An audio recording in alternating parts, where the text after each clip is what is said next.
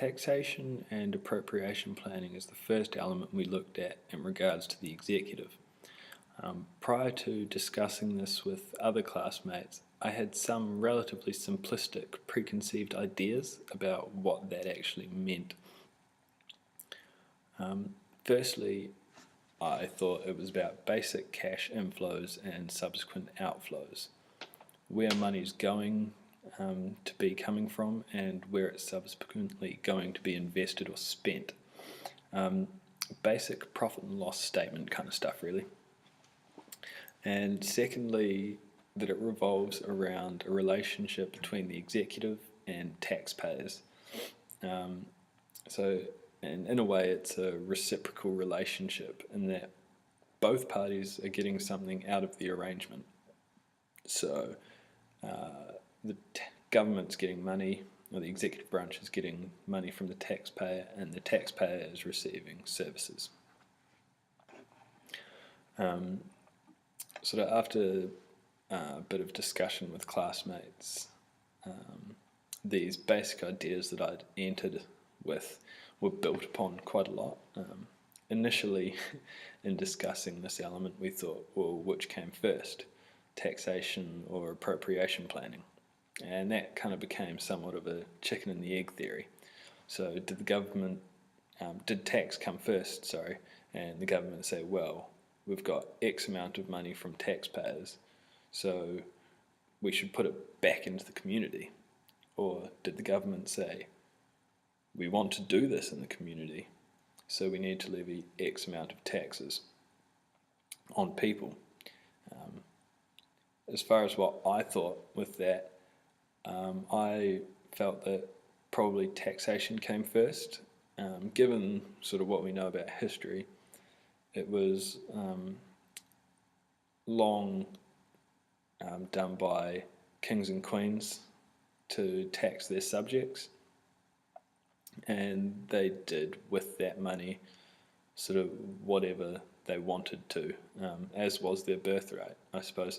But nowadays, in a democracy, the money has to be spent sensibly, or the chances of the government getting voted back in are pretty slim.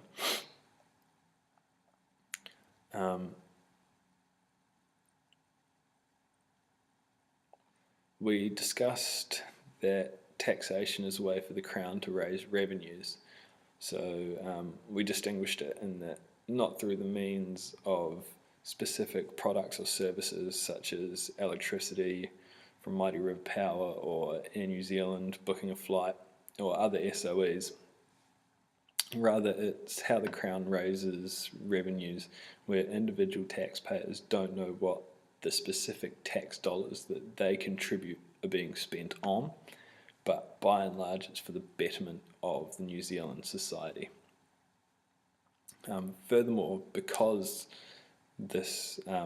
taxation is an involuntary shift of assets from private sector to the public sector, it's important that it's fair, or at least seen to be fair by the majority of those by whom the tax must be paid.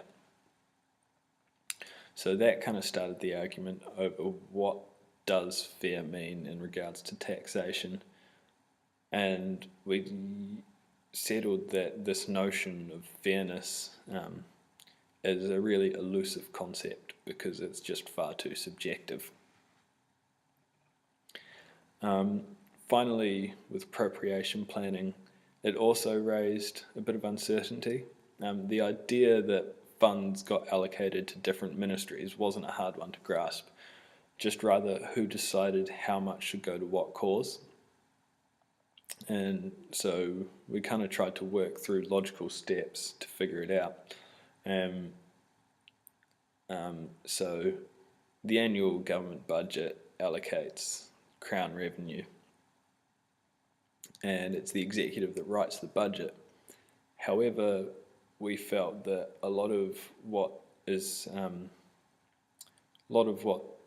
the executive does is dictated by wanting to appease taxpayers, and therefore it's kind of a de facto decision made by everyone. So it's kind of a group decision where everyone does have some kind of input, but it's Cabinet that digests them and presents how the executive is to use the revenues via the annual budget. So the second aspect of chains of responsibility and accountability, I kind of had a basic understanding about this.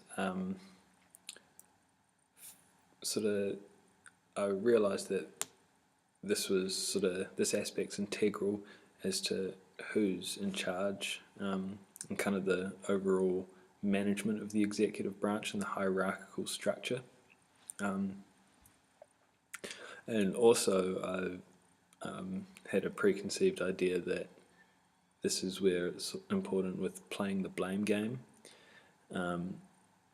So as an example, it's recently been released by Labour, I think, that Housing New Zealand is preparing to cut a number of state houses that the government owns over the next 10 years. So opposition's Labour MP Nanaia Mahuta has come out and said that this plan is helping to further the difference between rich and poor in New Zealand, and that it's promoting inequality and poverty. Minister of Housing, Nick Smith, he's hit back and said that this is all false and that the government is continually interested in state housing. So Nick Smith's been attacked and he's subsequently retaliated because he's accountable for Housing New Zealand. However, we're none the wiser as to what's actually happening, and so that's sort of my idea of the blame game. It's just blame being thrown backwards and forwards, and no one really knows what's happening.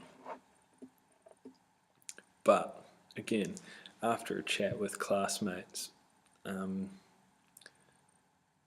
it came to see that within the executive there's actually a lot of people who are responsible for something or other. Firstly, there's appropriate management within the departments. So for example, in the case of the health sector, district health boards would be the appropriate management. So they would report to executive ministers in cabinet, as well as those who aren't actually formally in cabinet, and to keep the health example going, Peter Dunn is the Associate Health Minister, but he's not actually in cabinet. So ministers with portfolios are the people who are ultimately accountable for what actually happens in the executive. Firstly, they're accountable to each other as fellow ministers, and then to, more importantly, Prime Minister John Key at the moment, but ultimately they're accountable to the taxpayer, or the public in general. So, and like with anything, there kind of needs to be a hierarchy. We discussed that without a hierarchical system, it's quite easy for anarchy to take over. So accountability, it helps to define an individual or group's role within the executive, and kind of beyond that, it helps to set a certain standard of performance, whilst at the same time setting a number of boundaries for individuals and groups within the executive. It ensures that work's done by ministers to make sure that goals are achieved, and also who is responsible should a goal not be achieved. It's kind of also these chains of responsibility and are in place to help make it easier to resolve issues within the government. So should there be a problem, you know kind of where to approach and who to talk to. Okay, my four thoughts going into this final aspect of the executive branch were made kind of without any real deep thought about the processes, and therefore were really quite simplistic. I believed that this was all just a simple review of the year gone and an examination of the year's financial statements, so balance sheets, income statements, etc. And kind of just for the executive to give themselves and each other a pat on the back and clear the slates for the upcoming year. However, kind of once I'd engaged in conversation with classmates,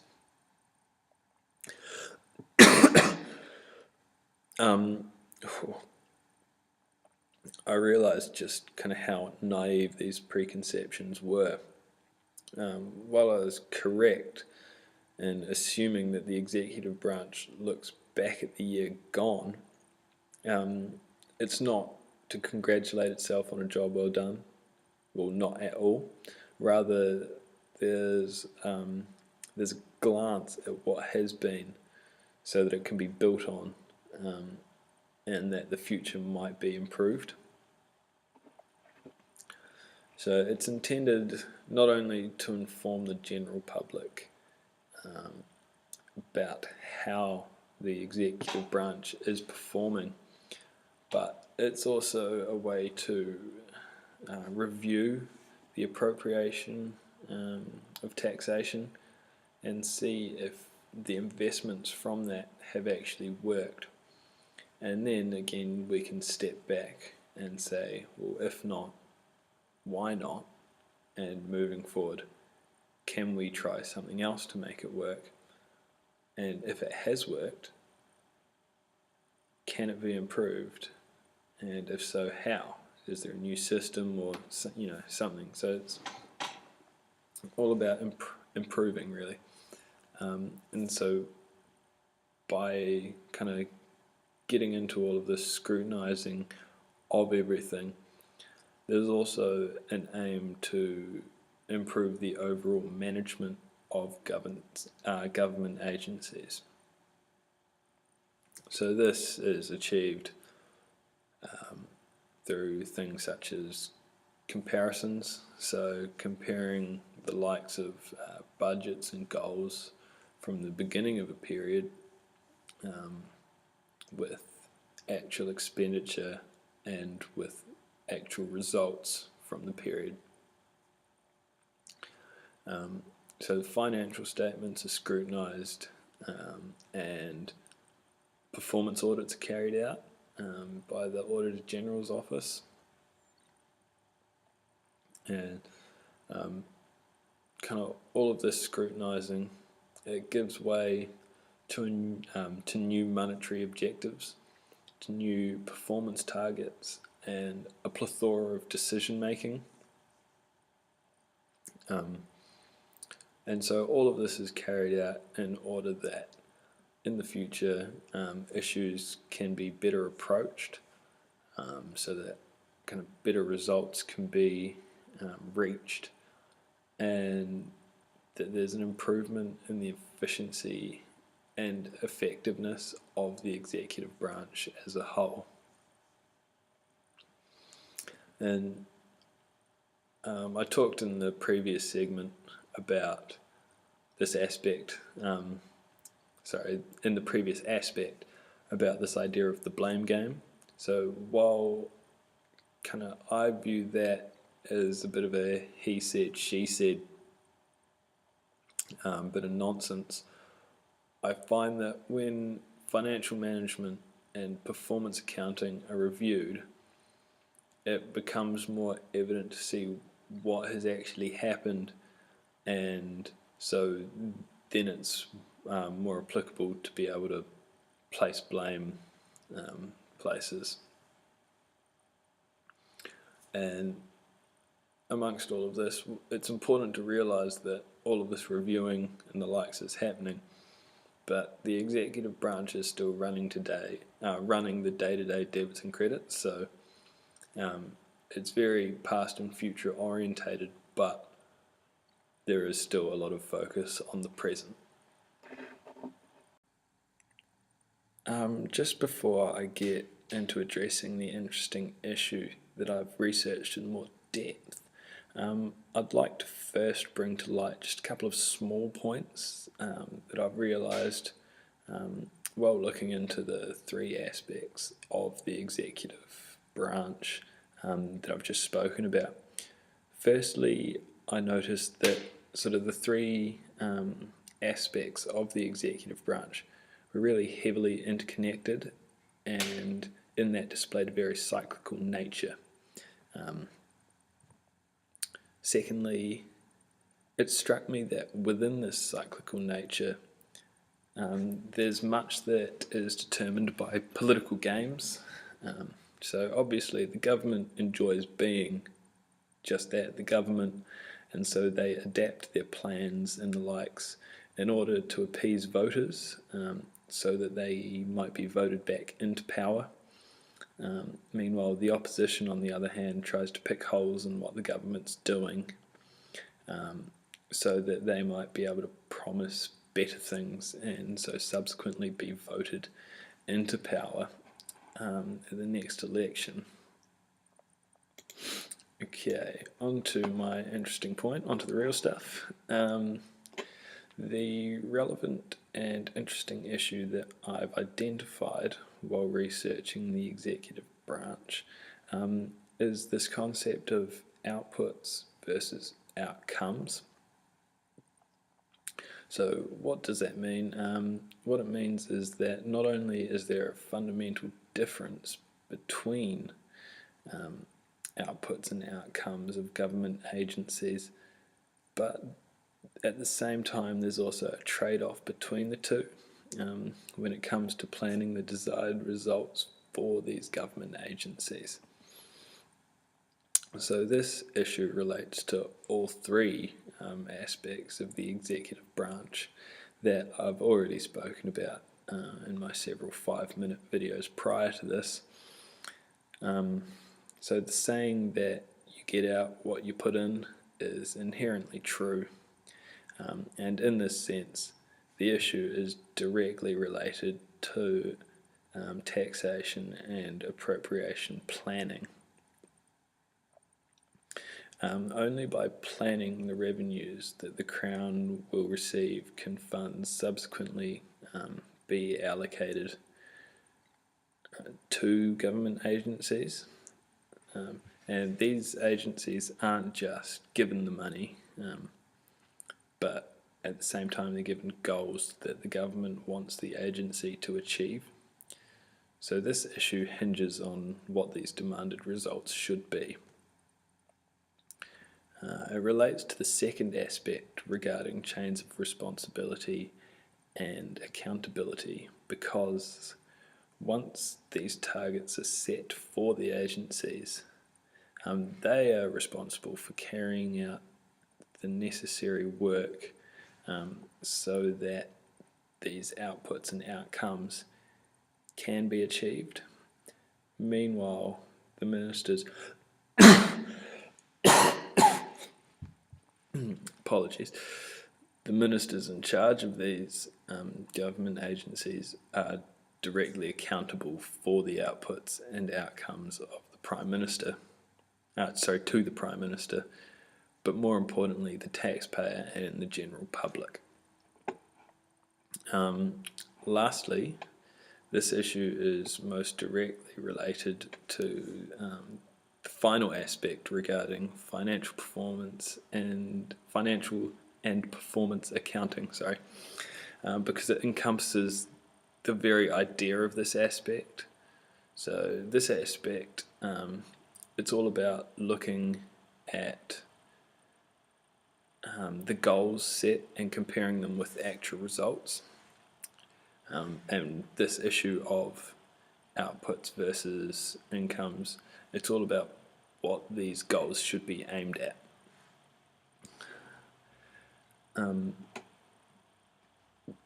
So this issue is important because goal setting is a fundamental part not only of business processes, but also just a fundamental part of human civilization. So without goals or targets, both business and people become meaningless entities wandering around aimlessly with no real direction or drive. So everyone has a goal, no matter how fruitless that may seem. For someone, it might be to bake a tray of cookies today. For someone else, it might be to make one person happy today. So the goal itself isn't really the point here. What is the point is that in this immediate instance, targets are imperative and everywhere. In order to perform well and achieve to your potential in life, it's paramount that goals and targets are set. And the same definitely rings true for business.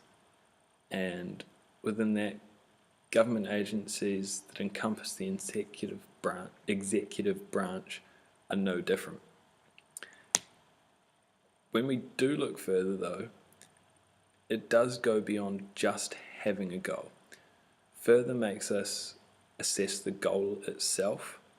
So in the example I used before, 2 goals, 2 different people, and what they might be planning for the day, there's an underlying difference between what the targets they've set are. The former is an output and the latter is an outcome, and I'll explain that later, but for now it's just important to understand that there is a difference between an output and an outcome. And it was this that has interested me into further pursuing the issue. This idea that not all targets are really held equal. It made me question which is more important, outputs or outcomes. To use another example, in terms of this assessment that I'm doing right now, what's more important? That I get an A, or that I actually learn and inherit usable worldly knowledge?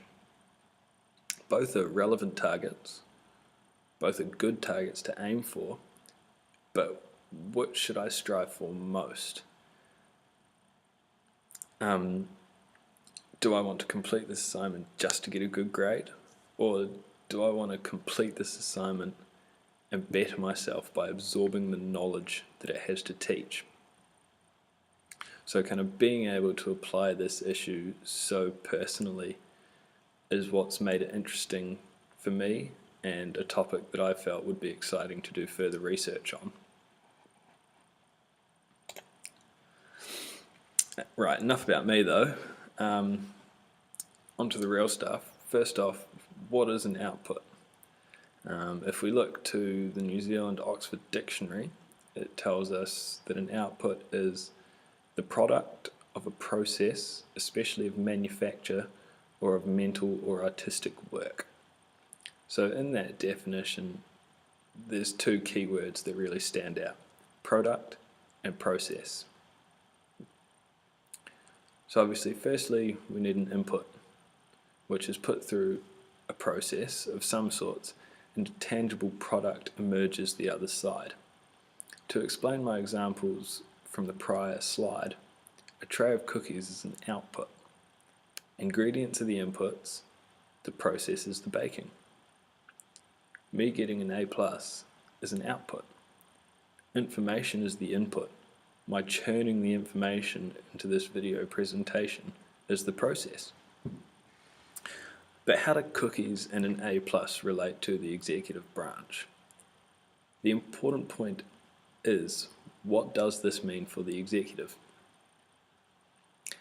An output is easy to see, it's easy to measure, and it's easy to account for.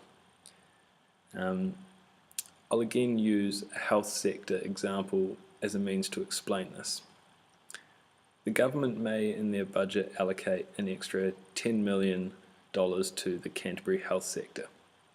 These funds are to be used to hire more experienced doctors and nurses in the Christchurch Hospital A&E so that the fatality rate in the hospital decreases.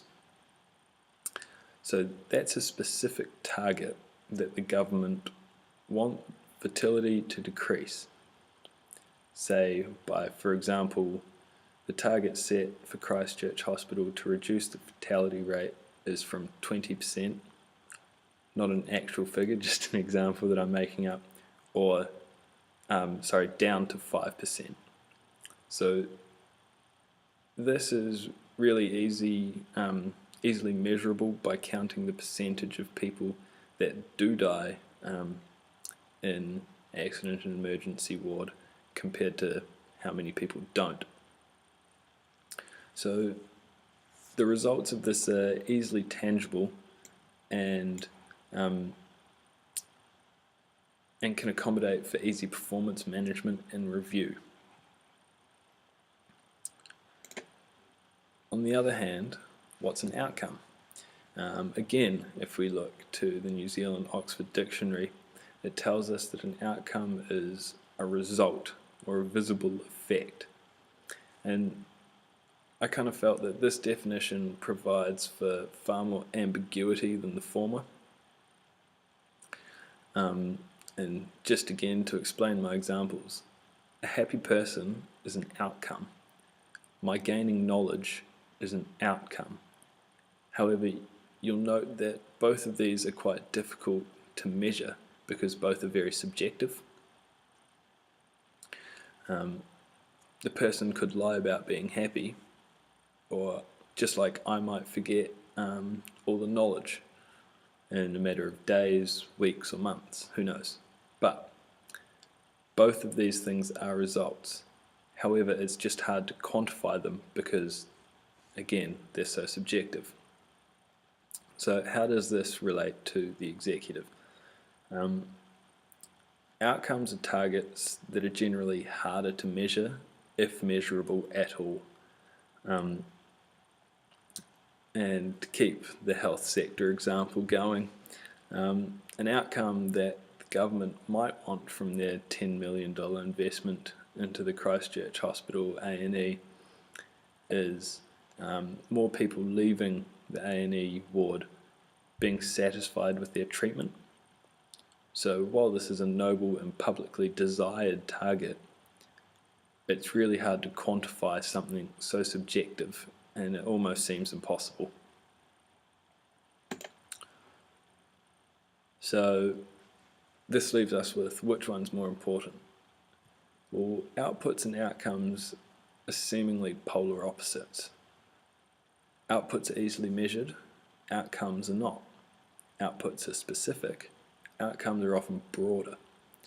Outputs are often business orientated, whereas outcomes are often people oriented. Outputs tend to focus on efficiency, whereas outcomes tend to focus on effectiveness. Outputs are concerned with meeting performance indicators, whereas outcomes are more concerned with the public good. And one of the really interesting differences between the two is who focuses on which. So normally higher management is concerned with outputs and how an agency would be performing, whereas the lower management and frontline staff of these agencies would be more concerned with the outcomes achieved with each individual. So however the list goes on, it leaves me unconvinced about which of the two is more important. And it subsequently goes to show the problem of using outputs and outcomes together to define public value. And it makes me think that relying on either would most likely cause voters to elect an administrative change, because on one hand we'd have a hard edge, very performance driven executive branch, and on the other hand would have a very sort of soppy and people overly worried about people, as opposed to the outputs. So moving forward, it is important for the two to be reconciled. Both outputs and outcomes, they hold benefits, and only when they're working together can the executive branch fully utilise either of them to create greater public value. And one way of doing this, in my research, I came across one educator who believed that the two must coincide at the same time, much like yin and yang, which is a Chinese philosophical tool used to show opposing forces of nature. So, in conclusion, it's obvious to conclude that the abundant difference between outputs and outcomes makes it really quite difficult to choose which is more important. However, used together properly, they're a very powerful tool.